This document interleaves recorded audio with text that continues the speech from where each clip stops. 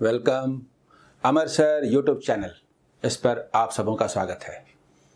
आज मैं memory based कैसलेट लेकर के आया हूं जो IBPS RRB PO प्री 1 अगस्त 2021 का क्वेश्चन है।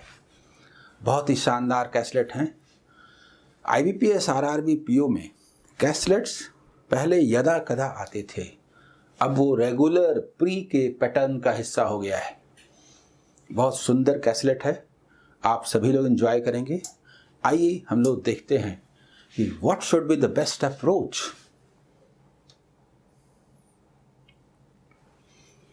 ये SBI PO pre plus main के लिए कंपोजिट कंप्लीट लाइव कोर्स है जो 2 अगस्त से शुरू हुआ है।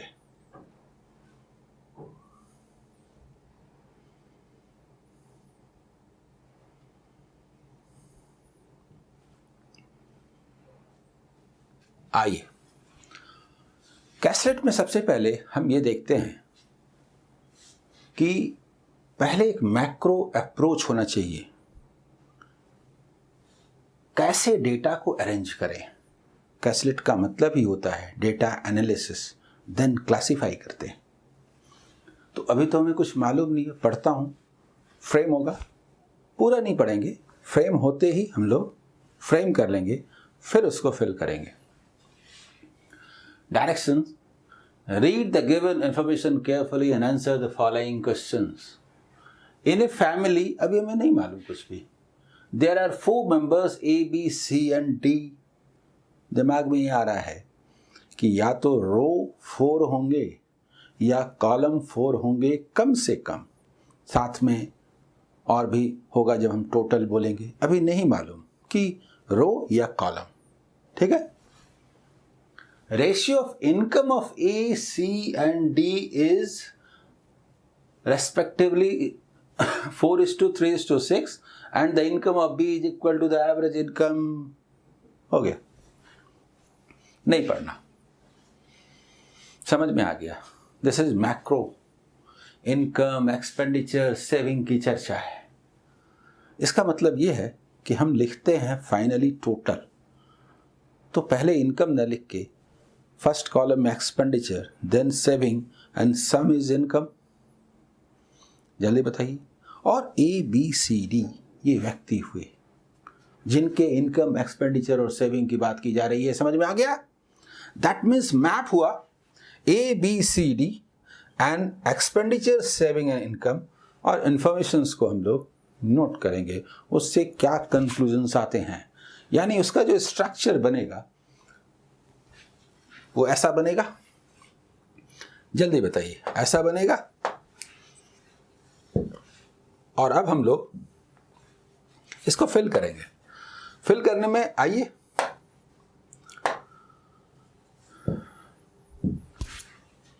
फिर से पढ़ता हूं। ABCD हो तो समझ में आ ही गया, ABCD। और ratio of income of A, C and D is given 4:3:6। ACD not B। तो समझ लीजिए कि हम बोलें कि ये 4 है तो ये 3 भी नहीं है, हाँ 4 है, ये 3 है और ये 6 है।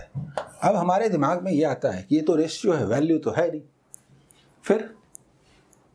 फिर तो थोड़ा सा रुकते हैं। रेशियो है और आगे and income of B is equal to the average income, that means उसका वैल्यू लेना पड़ेगा। दैट मीन्स कि हम मानते हैं कि this is 4x, this is 3x, ऐसे करके, या मान लीजिए XY कहीं और मानना पड़ा तो 4K, 3K एंड 6K ऐसा मानते हैं।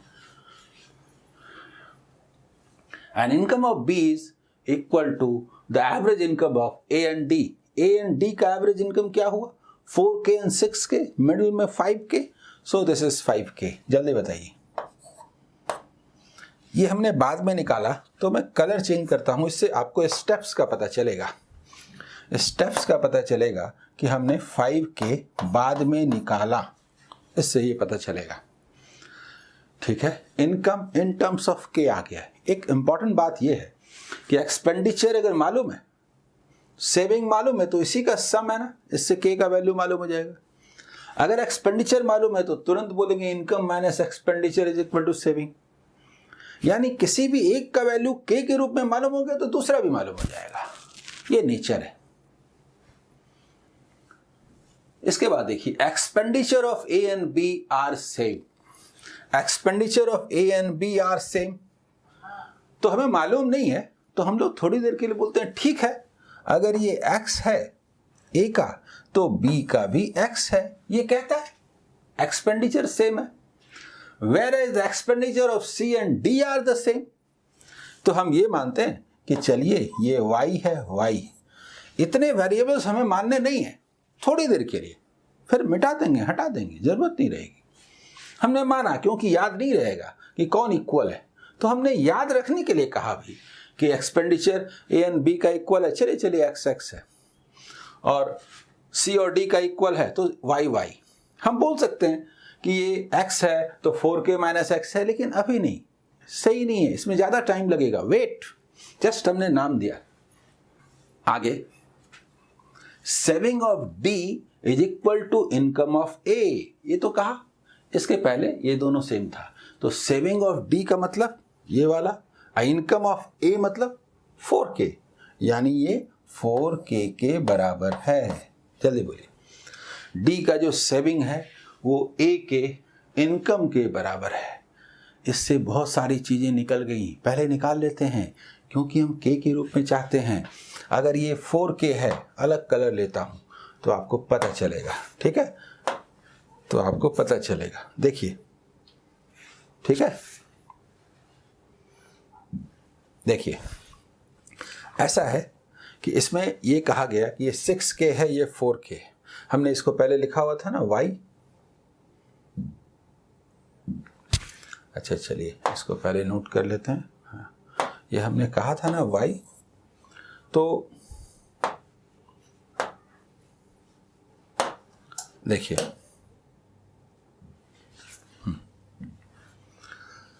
4k 6k है तो ये क्या हुआ 2k, जल्दी बोलिए, और ये 2k है तो ये क्या हुआ, ये भी 2k, क्योंकि दोनों इक्वल है। ये 2k है, टोटल 3k है तो ये क्या हुआ k। ये वैल्यूज निकलते हैं कि नहीं, सिर्फ इस रिलेशन से कि d का सेविंग जो है a के इनकम के इक्वल है, ये बोलने से इतनी चीजें आ गई, सभी k के रूप में आ गए, आगे का बाकी है और पढ़ना भी बाकी है, तो फिर कलर चेंज करते हैं। आगे saving of A is ₹3,000 more than the saving of C का जो सेविंग है के, इससे ये 3,000 ज्यादा है, ये कहा जा रहा है, ठीक है। हम लोग यहां के रूप में ला सकते हैं, लेकिन वेट वैल्यू आने दीजिए, डायरेक्ट लिख देंगे। Saving and expenditure of B are the same. This is the initial point, values निकालने के ख्याल से कि saving is equal to, देखिए लास्ट वाला, saving and expenditure of B are the same, यानी दोनों इक्वल है, ये x है तो ये भी x है, और this is the starting point। पहला तो ये है, अब देखिए x है 2x is equal to 5k, तो यहां से क्या वैल्यू आया, इसको हम लोग ब्लैक में लिखते हैं, देखिए देखिए ये आपका वैल्यू क्या हो गया 2.5k, ये भी क्या हो गया 2.5k, ये भी क्या हो गया 2.5k। मुझे बताइए 2.5k and k, 3.5k plus 3,000 is equal to 4k, तो 3.5k प्लस 0.5k हुआ ना, तभी ना होगा 4k। यानी हमें मालूम हो गया कि जो k का वैल्यू है, इधर देखिए, जो k का वैल्यू है k इज इक्वल टू क्या, k इज इक्वल टू मतलब half k is equal to, हमने देखा कि 3,000, यानी k इज इक्वल टू 6,000। जल्दी बोलिए, होगा कि नहीं। 3.5k plus 3,000 is equal to 4k, यानी 0.5k, यानी half k is equal to 3,000, k is equal to 6,000। के का वैल्यू जैसे ही मालूम हुआ सारे वैल्यूज आप लिख सकते हैं, सारे वैल्यूज आप लिख सकते हैं। अब देखिए 6000 के का वैल्यू है, तो के का मतलब देखिए 6000,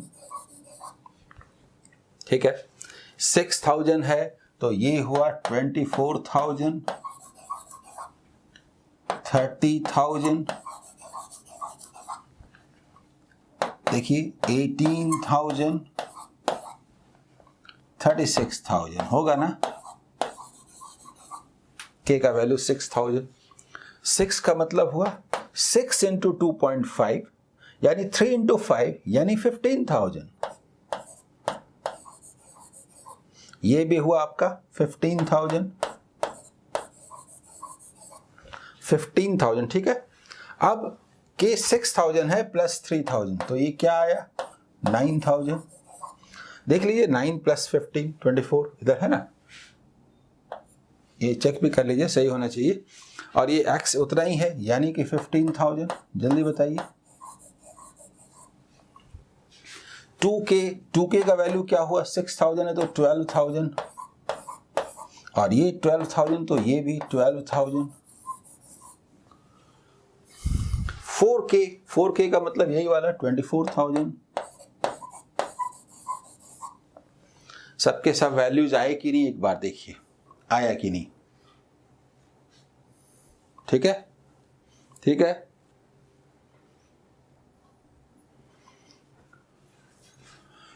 आगे बढ़े, इसके बाद इन वैल्यूज के साथ हम लोग बात कर सकते हैं। तो इन वैल्यूज में हमने स्टेप वाइज लिखा था, वो आपको दिखाया, यहाँ पर हम लोग फिल कर सकते थे। फाइनली ये वैल्यू है और इसके आधार पर आगे बढ़ेंगे जो हमने निकाला है। क्लियर, एक बार देख लीजिए, ठीक है। आगे बढ़े, अब हमारा पहला first question, find the average of savings of B C and D. Savings B C D 15, 6 and 24। 15,000 देखिए 15,000, BCD 6,000 और 24,000। एवरेज निकालते हैं, तरह तरह से निकालते हैं, लेकिन हमें दिखता है 30 एंड 15, हम इसको 45,000 बाई 3 करना पसंद करेंगे इस क्वेश्चन में, ना कि हम इक्वली डिस्ट्रीब्यूट करेंगे।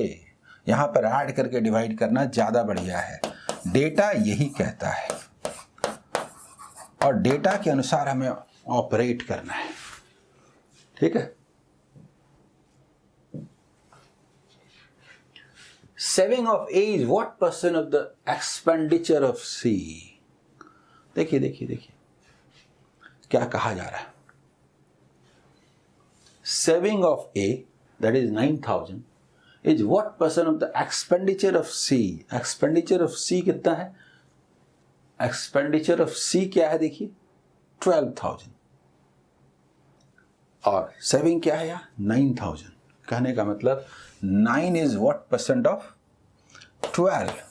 हम लोग ऐसे बोलते हैं कि भाई दिस इज 3/4 एंड 3/4 का मतलब हम जानते हैं कि ये 75% होता है।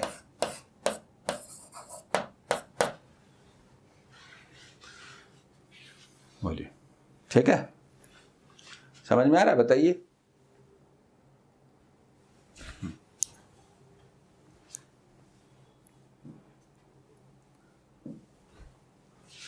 Next, find the difference between total income of A and D together and total income of B and C together.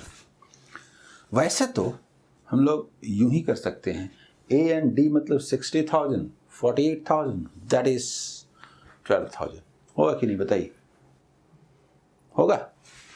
देखिए 24 प्लस 36 बोले 1000 और 30 प्लस 18 बोले 1000 डिफरेंस, और हम बोल सकते हैं इतना के माने 1000। तो ये हुआ 60 माइनस 48K, दैट मीन्स कि 12,000। ये के वो वाला के नहीं है जो हमने शुरू में माना था, वहां पर वो कांस्टेंट था। ठीक है, क्लियर? ये समझ गए? नेक्स्ट देखिए, 45% and 40% of the total expenditure of A and B respectively are on clothes. Then find the total expenditure on clothes by these two. A और B के बारे में है कि उनके जो एक्सपेंडिचर्स हैं, देखिए A and B, इनके जो एक्सपेंडिचर्स हैं कितने हैं? 15,000। एक बात गौर कीजिएगा, इसका जो है 45% और इसका जो है 40%, हम क्यों निकालें? हम ऐसा क्यों ना बोलें 45% ऑफ 15,000, 40% ऑफ 15,000, 45% ऑफ 15,000, हम 85% ऑफ 15,000 एक साथ क्यों ना बोल दें? और उसमें भी हम बोलें कि 100% को तो 15,000 कहते हैं और 15% को 2250 कहते हैं, लेस कर दें अगर, तो क्या ये 12,750 ना होगा? बताइए, ये होगा कि नहीं? 100% हम बोलते हैं ऐसे,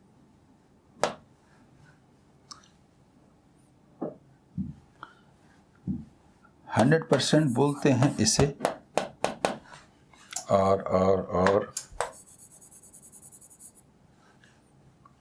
और 15% बोलते हैं इसे, लेस कर दें तो क्या ये 85% ना होगा?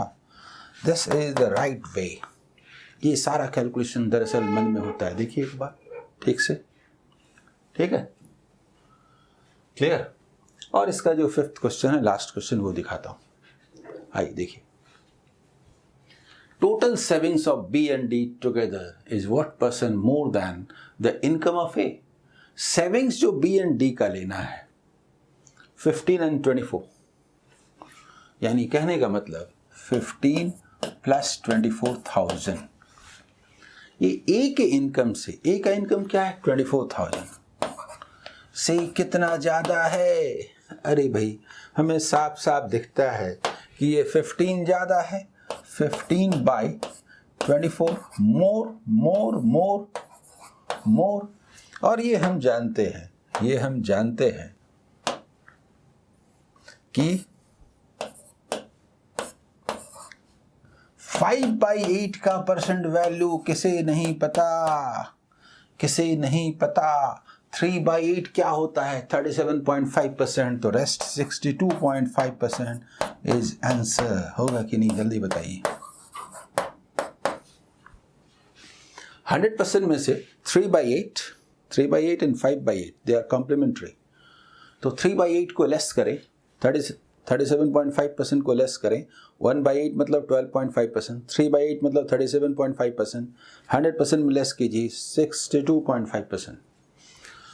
फ्रैक्शनल वैल्यू का, जिसका कि परसेंट वैल्यू हम जानते हैं, ये जबरदस्त इस्तेमाल है। बोलिए, क्लियर? मुझे पूरी उम्मीद है कि इस सेशन को आपने एंजॉय किया होगा। All the best. Welcome students. पहाड़े को रटने की आवश्यकता नहीं और फॉर्मूले के भूल जाने का डर नहीं। कॉम्पिटिटिव एग्जाम के लिए ऑब्जेक्टिव मैथमेटिक्स को पढ़ाने का मेरा अपना ही अंदाज रहा है। पिछले 25 वर्षों के टीचिंग कैरियर में हजारों स्टूडेंट्स को मिली सफलता ने इसे सही साबित किया है। 20 जुलाई 2021 से शुरू हो रहा है मेरा लाइव कोर्स SBI PO 2021 के लिए, complete course of quantitative aptitude for SBI PO pre plus main, जिसके साथ पहले 500 स्टूडेंट्स को 2 कोर्स फ्री मिल रहे हैं। अनिल रोहिल्ला सर का इंग्लिश तथा रोहित सर का रीजनिंग लाइव कोर्स पूरी तरह फ्री। इसके लिए आप डाउनलोड करें ऐप अमर सर मैथ दिखता है।